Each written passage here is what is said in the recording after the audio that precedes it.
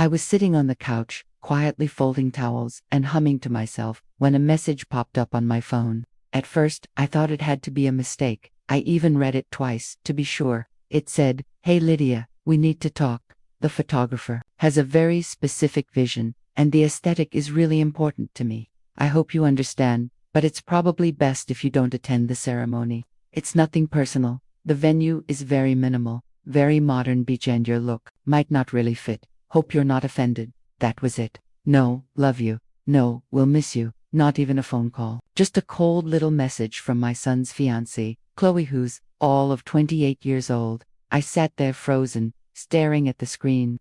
I actually laughed at first, thinking she must be joking. But the more I looked at it, the more I felt this heavy, sinking weight in my chest. My hands hovered over the reply box. Should I ask her what she meant? Should I let her know how angry I was? Instead, I did what any mother would do. Kaya called my son. Matt picked up right away, cheerful as ever. "Hey, Mom, what's up?" But as soon as I mentioned Chloe's message, his voice shifted. He wasn't surprised, he just got defensive. "Look, Chloe's under a lot of stress. She didn't mean it like that." I asked him straight out. "So, you agree with her?" There was a pause. A long one. Then he said quietly, "It's her big day, Mom. She just wants everything to feel perfect. I told her you'd understand. And you know what? I told him I did. I said it was fine. I even offered to keep helping coordinate the cake delivery, confirmed the florist, just like I promised." I smiled through my teeth and said, "Whatever helps make your day special." But inside, something snapped. Not just a little heartbreak. Not just a few tears. I'm talking about that deep, gut punch moment when you realize the child you raised for 31 years, the one you held through fevers, picked up after every breakup, and supported through every struggle, could be pushed aside for someone he's known for barely 2 years. All because she has a vision. I wasn't just hurt, I was furious. But I knew better than to let it show. Not yet. I spent the rest of that night silently cleaning the kitchen, scrubbing every counter like I could, wash away the ache crawling up my spine. They were getting married in Tulum, fancy beach resort ceremony that I had helped pay for, and not just a little bit either. I put down the deposit on the resort block. I covered half the flowers. I even gave them $2,500 in advance for the photographer Chloe insisted on, all because she wanted everything aesthetic for her lifestyle page she planned to launch after the wedding. Now suddenly, I wasn't on brand enough to be in the background of their precious photos, not beautiful enough, not modern enough, just ... not enough ... And if you've ever been in a moment like that, cut out by your own kid for the sake of someone else's Instagram dream, I'd love to hear your story. Drop it in the comments. And if you're feeling it, go ahead and like or share this video. It means more than you know. That night, I didn't sleep. I lay in bed replaying the last year in my head. Every snide comment from Chloe. Every time, Matt just shrugged and said, "She's being honest. Maybe I should have seen it coming. Maybe I just didn't want to believe my only child could turn out like this." The next morning, I sat down with a cup of coffee in my notebook and made a quiet promise to myself. If they were going to treat me like a servant, I'd stop acting like the sweet, dependable mom. I'd let them see what it felt like when I went quiet. But before that plan could even settle in, my phone rang. It was the resort coordinator. "Hi Lydia," she chirped, "just confirming the second guest profile for the honeymoon villa. There was an issue with the payment card. Should we reattempt the charge on the card ending in 9921? My blood ran cold. That was my card. The same card Matt swore he cut up after I used it to pay for his car repairs last year. I asked who the booking was under. Matthew Adams and companion, Chloe. I asked for the total, $8,462. I felt sick. "Please don't process anything else," I told her, my voice shaking. "I'll call back soon." Then I hung up, opened my banking app, and there they were. 3 pending charges from the Tulum resort in the last 2 weeks. Flights, spa packages, a yacht dinner. All of it on my card. No one asked. No one even gave me a head. They just assumed I'd be happy to pay for their honeymoon too. I didn't feel hurt anymore.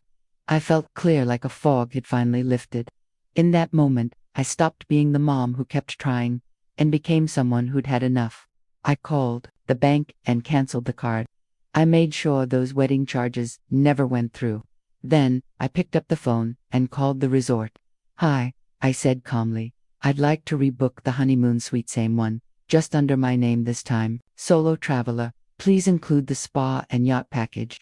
Then I added, and kindly remove Matthew Adams and Chloe from any related bookings. There was a pause on the other end. Would you like us to notify them?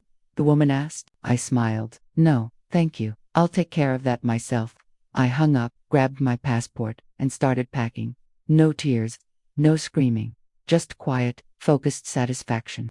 Let them call the resort and figure it out themselves. Let them realize their perfect little honeymoon had disappeared without warning, just like I had. I wasn't going to beg to be included in their big day. Instead, I was taking the dream trip I paid for, alone. The morning I flew to Tulum, I left a short note on my kitchen counter, just in case Matt or Chloe bothered to stop by. It said, "Thanks for everything. I'll be out of town for a bit. Don't wait up." I arrived at the airport early, glided through security, sipped a fancy cappuccino, and flipped through a shiny travel magazine. My seat, window side, first class, all paid for by the same woman Chloe thought wasn't aesthetic enough to be seen in wedding photos. When I got to the resort, they greeted me like I was royalty. The breeze was warm, someone handed me a welcome drink, and a staff member carried my bags to the villa. And the room, wow, a private villa with its own plunge pool, a deep marble tub, and a view of the ocean that looked like it came straight out of a movie. I kicked off my shoes, walked across the cool stone floor, and laughed to myself. I hadn't felt this peaceful in years. No errands, no babysitting their dreams, just me, my sandals, and 6 full days of doing absolutely nothing. By the second night, I treated myself to the full spa package they had originally booked: deep tissue, massage, facial, and even a seaweed wrap. I walked out of that spa glowing, smiling for the first time in weeks. That night, I posted a picture. Not to be petty, or at least, that's what I told myself. Just a casual selfie by the infinity pool, cocktail in hand. Ocean behind me. The caption: "Turns out Wrinkles look just fine in paradise." It took off fast. Friends started commenting, laughing emojis, "You go girl," and hearties. But then the extended family joined in. "Wait, aren't Matt and Chloe in Tulum for their honeymoon?" one asked. "Didn't Lydia pay for most of the wedding?" another cousin replied. I didn't say a word, just liked the comments, and let the conversation take its natural course. By morning, Chloe had deleted half her Instagram feed. Then came the phone calls. First Matt. I didn't answer. Then 3 back-to-back calls from an unknown number, probably Chloe using someone else's phone, straight to voicemail. On the 3rd day, there was a soft knock at my villa door. The resort manager stood there looking nervous. "Miss Lydia, sorry to disturb you," she said, "but there's a man and woman at the front desk asking for access to your room. They say there's been some kind of mistake." I calmly sipped my drink. "Are they registered guests?" She shook her head. "No, ma'am. Their names were removed last week." "Then kindly ask them to leave the property," I said with a polite smile. "And if they come back, please notify security." She nodded and walked away. It should have ended there, but Matt, he never lets things go that easily. That night, he called again. This time, I picked up the phone and stayed calm, light breezy. "Hi honey, how's married life?" I asked. Matt didn't even say hello. He jumped straight into yelling. "How could you do this to us? We showed up at the resort and they said the room was gone. You embarrassed Chloe in front of everyone at the front desk." I let him rant for a full minute before cutting in, quiet but firm. "Did you really think I wouldn't find out you used my credit card?" That shut him up. Total silence. Then, weakly, he said, "We thought you wouldn't notice. You weren't using that account anymore. Chloe found it when she borrowed your laptop. We just needed it to cover things until the wedding gifts came in." My jaw clenched. "That's identity theft, Matt. You used my name, my credit, and my money. And after all that, Chloe told me not to come to your wedding because I didn't match her aesthetic. And you thought I'd just smile and take it." He scrambled to explain. "It wasn't like that. Chloe was under a lot of pressure. We were thinking about doing a second ceremony later. More people. You were always going to be part of it." I laughed bitterly. "You're telling me I imagined that text?" She was venting, he mumbled. "It came out wrong." I didn't respond right away. I let the silence hang between us, heavy and uncomfortable. Then I said, "Matt, you and Chloe played a game you weren't ready for. You cut me out of your wedding while using my money for your honeymoon. And you didn't even have the guts to ask. We were going to pay you back, he blurted. We weren't trying to scam you. Then why hide it? I asked. Why sneak around? Another pause, then, soft as a whisper, we didn't think you'd say yes. And that was it, the truth. They didn't respect me enough to include me, but they felt entitled enough to steal from me. I ended the call with one final line: enjoy your marriage. I'll be enjoying the honeymoon. Then I blocked his number. I stayed in Tulum for more days. Each one was better than the last. I met a retired architect from Montreal. I sipped mango margaritas with two hilarious sisters from Detroit. I even joined a yoga class by the sea. For once, I was treated like someone who mattered, someone who deserved joy and beauty. On the last night, the resort held a beach bonfire dinner. I wore the white sundress I had originally planned to wear to the wedding. I danced badly, but happily. I wasn't the mom or a forgotten RSVP. I was just a Mia woman who had finally stopped apologizing for existing. The next morning, as I checked out, the concierge handed me a note from the couple who visited earlier. He said awkwardly, it was scribbled on the back of a receipt, hope you're happy. You made Chloe cry in front of strangers. You ruined everything. No name, no apology, just guilt and blame. I folded it up, dropped it in the trash, and wheeled my suitcase out to the car. Back home, my inbox was full. Some messages were angry, some were confused, many were cheering me on. One thing was clear: people were talking. I hadn't meant for this to become public, but the silence was broken. The story had made its way out. And then came the next surprise, a call from the bank. Mrs. Bennett, the woman said, we've reviewed your fraud report. Based on the charges and the unauthorized users, we've escalated your case. We just need your confirmation. Would you like to press formal charges? I sat quietly. No shaking hands, no racing heart, just one calm question circling in my mind. How far am I willing to take this?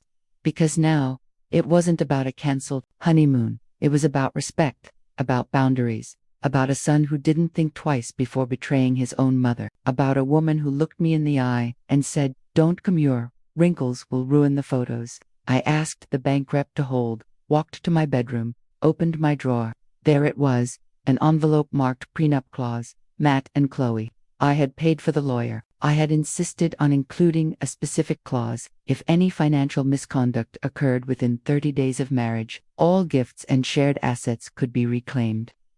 Chloe had laughed when she signed it, called it old-fashioned. But she signed, and I had kept the proof. I returned to the phone. Yes, I said, I'd like to move forward with the charges, and I have supporting documents. The rep replied, calm and professional, understood. I'll begin the paperwork today. I didn't cry, I didn't celebrate, I just made myself some tea, sat down in the kitchen, and whispered one sentence: let's see how aesthetic court looks. 3 days after I got back from Mexico, I was sitting at my kitchen table flipping through the spa menu the resort had printed out for me, sipping pineapple tea, when my neighbor Karen came rushing over. She held her phone like it was a live grenade. Lydia, she whispered, have you seen what's happening online? I took the phone and there was, someone had shared a screenshot of my poolside photo with the caption, bride bans groom's mom from wedding for ruining the aesthetic, so mom cancels their honeymoon and takes the trip herself. It had already racked up over 80,000 likes. The comments were a mix: some angry, some supportive, others just stunned. How could anyone treat their mom like that? She's a legend. Chloe sounds like a walking red flag. I hadn't posted the story. Chloe's own cousin had the same cousin I had helped arrange transport for during the wedding week. She didn't name me or them, but anyone familiar with the wedding could put two and two together, and people did. The post went viral. Commenters found Matt and Chloe's wedding registry, tagged their photographer, even unearthed their now deleted honeymoon teaser posts where they bragged about their dream week. Chloe tried to control the damage, changed her handle, locked her profile, but it was too late. The hashtags kept climbing. My name was never mentioned, but extended family started calling nonstop. Lydia, was that about you? One aunt asked. I just smiled. I saw that post. Someone whispered to me like it was a scandal I should feel ashamed of, but I didn't, not one bit. What actually gave me the deepest sense of satisfaction was the call I got from the photographer, the one I had prepaid months ago for their wedding. He sounded nervous. "Mrs. Bennet," he said, "I wanted to confirm. Do you still want to move forward with the refund request? A friend of the bride contacted me and said you're pulling all payments." I smiled into the phone. "Yes, I am. I'd like a full refund." The client broke our agreement by removing family members from the photo session without notice. He hesitated. "She said you wouldn't mind." "I mind," I said simply, "and I'd like that money back." "Full amount," he confirmed. That same afternoon, the resort refunded every honeymoon charge I had reversed. Everything I took back was now legally and financially mine. But I wasn't done yet, because there was something deeper gnawing at me. Need to understand just how far they had gone. I started combing through old emails and receipts, looking at every detail from the last 10 months. Chloe had handled most of the wedding planning. She called it her zone of genius. But as I looked closer, I saw how much of my money had vanished in tiny, quiet thefts. Deposits for vendors I never spoke to, flowers and cake tastings I was never invited to, a tuxedo rental I never saw. One invoice had my address but her email. Another was billed directly to my PayPal, which never notified me. By the end, my contributions added up to nearly $12,000. Not once had they offered to pay me back. Not once had they acknowledged what I gave. They just smiled, thanked me sweetly, handed me tasks like a personal assistant, and then shut me out of the most important day of their lives. So, I did what I had to do. I made an appointment with a lawyer. We reviewed every charge, every document, and most importantly the prenup. He read it 3 times, then looked up at me and nodded. Slowly. "You're covered," he said, "if they used your money without consent. And if financial misconduct happened within 30 days of the wedding, you can legally demand repayment. You can even revoke gifts and possibly claim damages." I let out a long breath. "And if they fight back?" I asked. "Then," he said, "we escalate." I signed the paperwork that day. That night, I posted a new photo. Nothing dramatic, just me at home, holding a cocktail in front of my TV, which was playing a slideshow of beach photos from my trip. The caption, "Best trip I never planned." It went viral in hours. This time, the comments were intense. Strangers called Chloe selfish, narcissistic. Others praised me for standing up for myself. Some demanded a public apology from the couple. Still, I said nothing. I wasn't chasing attention. I was building a paper trail. Because the real storm hadn't hit yet. That came 2 days later, when Matt and Chloe showed up at my front door. I knew they'd come eventually. I just didn't expect them to come this fast. Or this desperate. Chloe wore big sunglasses, mascara smeared under her eyes. Matt looked like he hadn't slept in days. They didn't knock, they pounded. I opened the door calmly, tea in hand, and looked at them. "We need to talk," Matt said, his eyes bloodshot. "You humiliated me," Chloe hissed, tears in her voice. "I can't even show my face at work." I looked her dead in the eyes. "Then maybe," I said, "you shouldn't have stolen my money." "It wasn't stealing," she snapped. "It was a misunderstanding." "Then you won't mind if I press charges," I replied coolly. Matt stepped between us. "Mom, come on, you're taking this too far. You've already ruined our reputation.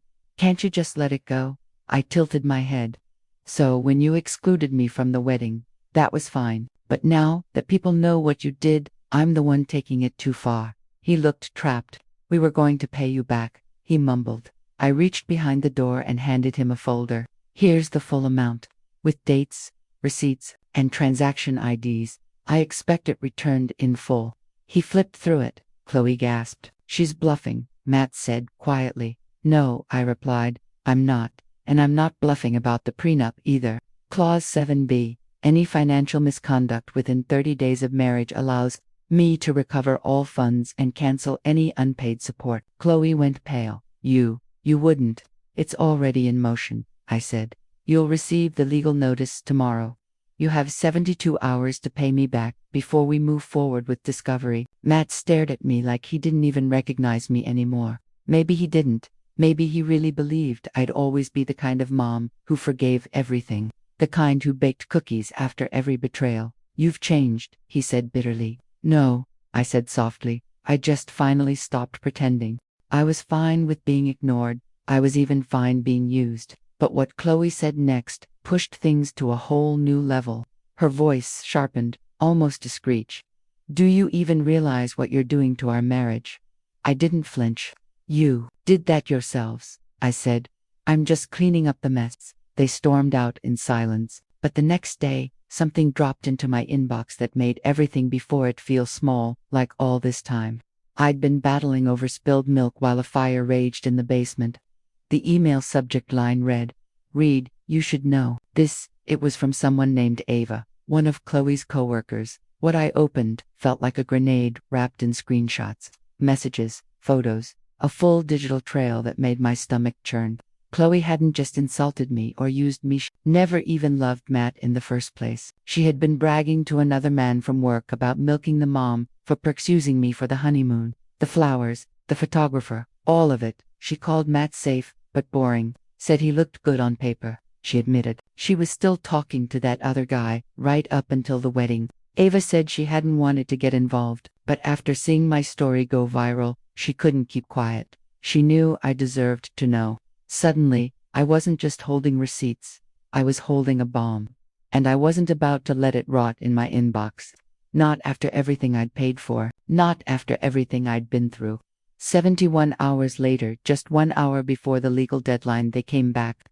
Not knocking, barging in, like this was just some family squabble, and I was going to bake cookies and make it all better. But this time, I was ready. Every document was printed, time-stamped, and highlighted, neatly stacked on the dining table. My phone was already recording, resting beside the stack. Chloe walked in first, all crocodile tears and trembling lips. She clutched Matt's arm like she was fresh from battle. Her mascara smudged in just the right way to look theatrical, not tearful. "Lydia," she gasped. "Please, we can't do court, lawyers, all this. It's tearing us apart. I just want things to go back the way they were." She walked toward me like we were friends, like we'd ever been anything more than barely polite strangers. I didn't budge. Matt followed, looking miserable, eyes locked on the papers. "Mom, you can't be serious.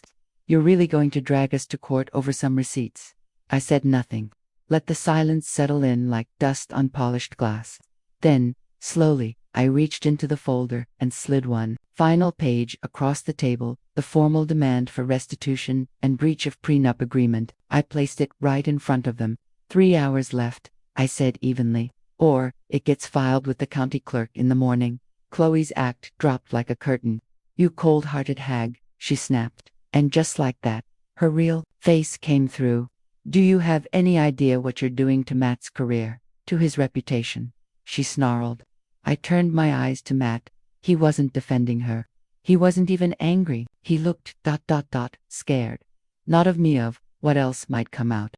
So I leaned in, kept my voice low, and said, "That's funny. Chloe, you didn't seem too worried about his reputation when you were sending shirtless selfies to Zach from your office 2 weeks before the wedding." Her face lost color like someone flipped off a switch. "You think I wouldn't find out?" I asked. "You think Ava wouldn't talk? You think someone who watched you lie, cheat, and steal wasn't eventually going to break under the weight of their own conscience?" Matt blinked. "What is she talking about?" he asked, finally lifting his head.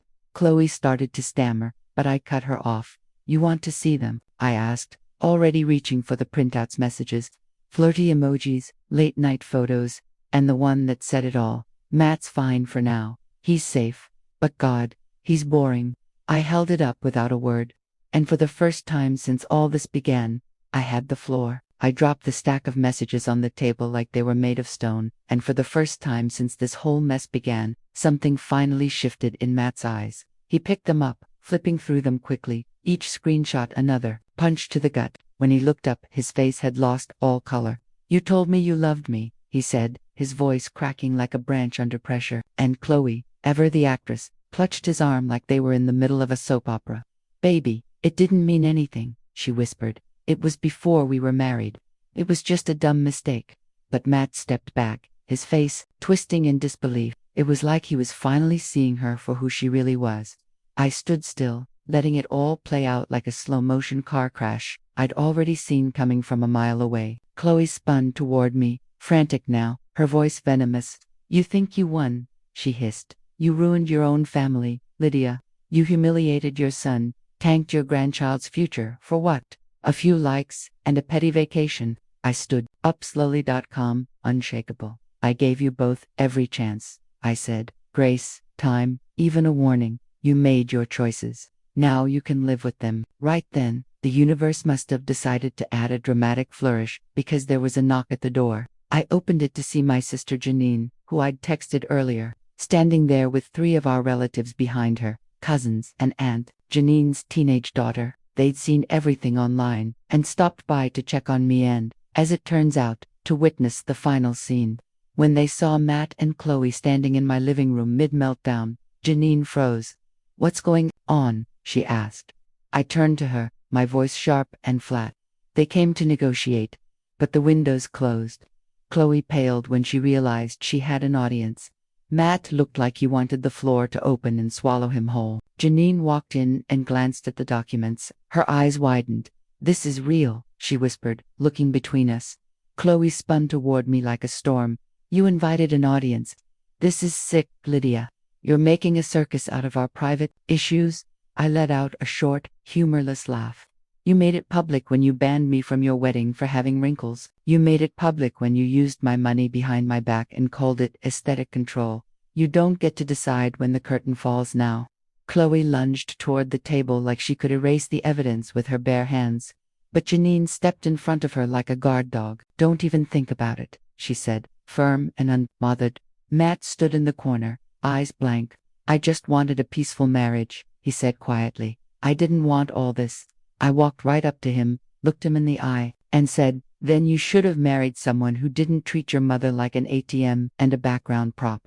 He didn't say a word, just stared at the floor again. Chloe turned on him, her voice sharp and shrill now. "Are you seriously just going to let her do this to us? You're going to let your mother drag us through court like criminals?" And to my complete shock, Matt said, "Maybe we are." Crack. Chloe slapped his arm so hard the sound echoed. "You pathetic coward," she spat. "I should have never married you." And there it was, the truth, from her own mouth. Right, in front of everyone. Janine raised an eyebrow. The cousins went dead silent. The air turned to steel. I didn't say another word. I didn't have to. Chloe stormed out first, slamming the door so hard a picture frame rattled. Matt followed a moment later, but not before turning to look at me. Something flickered in his eyes, shame, regret, maybe both. "You didn't have to do it like this," he said. But I didn't answer, because yes, I did. They had every opportunity to fix this, to say sorry, to make it right. Instead, they lied, manipulated, tried to guilt me into silence. Now it was my turn to finish what they started, and I would do it fully, legally, and without a single apology. When the door shut, Janine turned to me and said, "Lydia, you're a damn hurricane."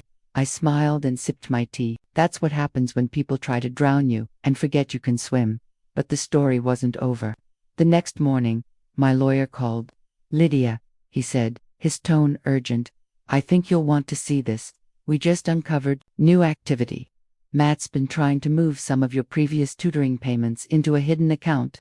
I froze. "What do you mean?" "He already received part of your refund through the photographer, and now he's trying to funnel it through an account labeled Chloe Designs to make it look like business income instead of repayment. It's technically fraud." My heart slowed. "What are my options?" "We escalate," he said. "This isn't just civil anymore. It could go criminal."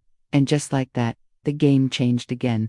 This wasn't just about money anymore. It wasn't about pride or revenge. It was about truth, and I was ready to protect it in court, if I had to, because the moment I saw the final report, the one showing Matt tried to funnel refunded wedding money into a fake business account, I knew something crystal clear. They hadn't just underestimated me. They'd forgotten I was still holding the pen. And this story, I was nowhere near finished writing it. I knew then I wasn't just dealing with a mess or a misunderstanding. I was dealing with calculated theft. This wasn't desperation. It wasn't stress. It was cold, sneaky, planned out fraud. Matt didn't just make a few dumb choices under pressure. He created a fake business account, Chloe Designs, right after the wedding. No tax ID, no website, no products, just a name, a shell, a place to dump the refund money that legally belonged to me. I asked my lawyer, "Does this count as fraud?" He didn't even pause. "Yes, and if we present this in court, we're not just talking about getting your money back anymore. We're talking criminal charges for both of them." I hung up and sat there for a while in the quiet. No tears, no anger, just a still, clear awareness that something inside me had shifted forever. Then I reopened the email from a coworker, the one filled with screenshots and receipts. But it wasn't the texts that shook him. It was a short video clip. Chloe, at her bridal brunch, champagne in hand, laughing with her friends. Honestly, once the ring's on, and the trip's booked, I don't care what the mother-in-law thinks. Her money got us to Mexico.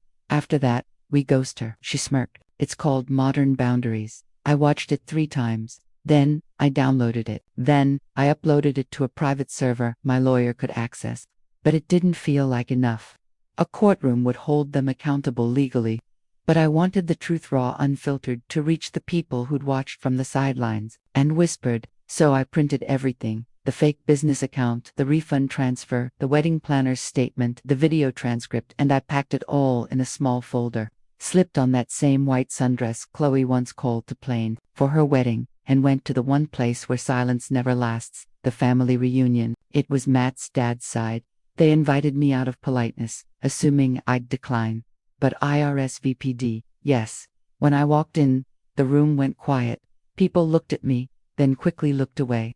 Chloe and Matt were already there, seated together, at a long table like nothing had happened. She leaned in and whispered something to him. He looked up and gave me a weak smile, that same old charm he used to get out of speeding tickets and trouble as a teenager. I didn't smile back. I walked straight to the head table, tapped my spoon on a glass, and cleared my throat.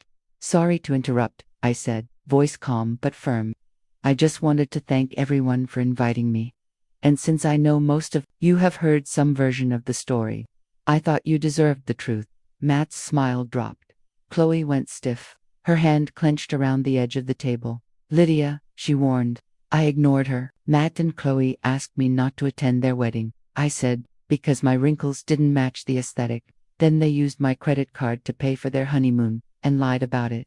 I canceled the trip, took it myself, and when they found out, they didn't apologize. They tried to guilt me. A few people gasped. Then Chloe's coworker sent me this. I pulled out the small speaker and pressed play. Chloe's voice rang out across the table. Once the ring's on, and the trip's booked, I don't care what the mother-in-law thinks. Her money got us to Mexico. After that, we ghost her. Laughter, her smirk, then silence. One cousin dropped her fork. Chloe stood shaking. You have no right. This is private. This is illegal. I looked at her, steady as stone. It's already been submitted as evidence. It's not private anymore. Then I opened the folder. Here's the bank report showing Matt tried to hide refund money in a fake account. Flip. Here's the prenup clause they violated. Flip. Here's a signed statement from the wedding planner confirming they forged my name on vendor forms. Flip. And here, I tapped, the last page is the formal notice of criminal fraud charges being filed Monday morning. Unless every cent is repaid. The room was dead quiet. No one looked at Matt. No one touched Chloe. Matt stood slowly, pale. Mom, can we talk outside? I stared at him. We had our talk. Matt, you chose lies. Chloe grabbed her purse and stormed out. Matt followed. A few people moved to go after them, but Janine grabbed their arms. Let them go, she said. Let them feel it. I left 5 minutes later, not out of anger, but because there was nothing left to say. The next morning, my phone rang. It was Chloe's mother, Maris, sobbing. You're ruining their future, she cried. Please, Lydia, stop this. Do it for the baby. That's when I learned Chloe was pregnant. Not from Matt, not from Chloe, from a text Matt sent me. 3 words, we're having twins. And all I could think was, God help those babies. Because they'll need all the strength in the world to survive the 2 people who brought them. Here, I strung that hammock between 2 palm trees just outside my little bungalow and lay back, letting the warmth of the sun melt everything that had come before. On the 4th day, I sat at a quiet cafe with a plate of panucos and a cold horchata, journaling, not about revenge or betrayal, but about rediscovery. I didn't write Chloe's name once. I didn't mention Matt. I wrote about how it felt to sleep through the night without dread, how it felt to freely laugh without calculating the weight behind it, how it felt to stop shrinking myself just to keep other people comfortable. People kept messaging me while I was gone. More family, old coworkers, even strangers. Some wanted the full story, some offered apologies, some just said thank you for showing what self-respect looks like. I didn't reply to most, not out of pettiness but peace, because finally, my life was mine again. Not an extension of someone else's expectations. Not a silent funder for other people's dreams. Not a backup plan, or a placeholder, or someone to Photoshop out. Just Lydia. A woman who took a hammer to the pedestal they tried to trap her on, and walked away without flinching. And on the sixth night, swinging gently in that hammock, the breeze soft across my skin, I whispered out loud to no one, "This is the honeymoon I deserved." No drama, no aesthetics, just freedom. I danced in the town square with a group of older women, most in their 60s, all retired, all glowing with happiness. No one cared what we looked like. We were just dancing, smiling, living. On my last day there, I did something I never expected. I signed a 6-month lease on a small 2-bedroom house just a short walk from the plaza. I hadn't planned to move, but as I stood in that bright courtyard, coffee in hand, listening to musicians play and people laugh, it hit me. I was free. Not just free from Matt or Chloe, free from the version of myself who believed being a mother meant giving everything and asking for nothing. The version who thought love meant saying yes, even when your heart said no. Who thought growing older made you invisible. That woman, she's gone. Because I'm still here, still alive. I've got stories to tell, food to try, friends to make, and days to fill with joy, not with guilt or silence or being left out. I get to decide who I am now. And for the first time in a long time, I feel like me. When I got back home, Matt reached out one last time. He said he was getting help, said he wanted to fix things, said he'd learned. I didn't respond. Not because I'm angry, but because forgiveness isn't something you hand over just to make someone else feel better. Forgiveness is something you step into when your heart feels light again. And mine already does. I've got my hammock, my travel photos, a little house waiting for me in the Foland peace. Real peace. The kind you don't beg for, or buy, or earn by staying quiet. The kind you find when you finally put yourself first. Right before I boarded my flight home, I posted one last photo. Just me on the balcony, no makeup, messy hair, big smile. The caption, "Wrinkles don't ruin anything, but entitlement, that ruins everything. I'm not coming back." And I didn't. And honestly, I'm the happiest I've ever been.